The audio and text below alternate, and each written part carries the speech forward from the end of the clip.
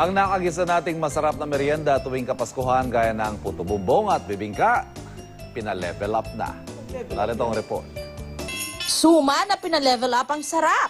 Bibingka na pina-fruit delicious at puto bumbong cake na umaapaw sa flavor. Ang mga Christmas merienda with a twist para sa fried suman with queso de bola, ihanda lang ang queso de bola, asukal, butter, kinayod na nyog at ang suman. Prituhin ang suman sa mainit na mantika.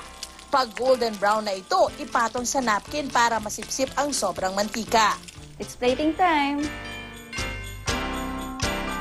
Pagkapahid ng butter, ibudbud na ang asukal at kinayod na niyog. Magdadagdag naman ng tamis-sarap ang choco syrup at syempre huwag kalimutan ang grated queso de bola. Pwede ring lagyan ng grapes on the side para sa presentation. Mapaparami ang kain nyo sa meriendang ito.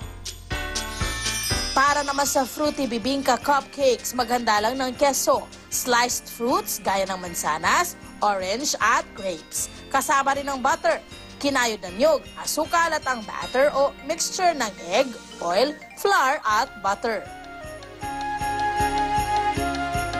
Pagka-mix sa wet and dry mixture, isali na ito sa molder.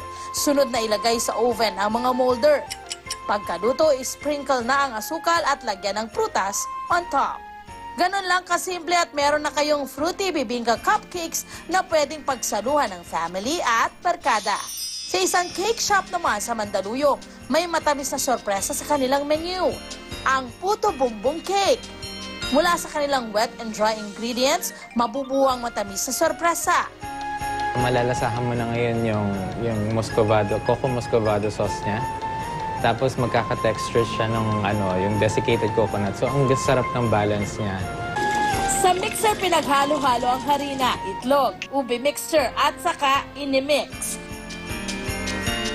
Sunod itong ilagay sa molder at iniluto sa oven.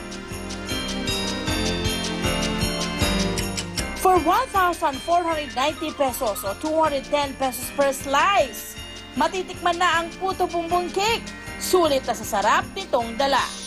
Ang mga level up Christmas desserts na ito, makabago man ang paraan ng pagluluto, sa lasa at twist na isinama, tiyak, merry na ang inyong merienda.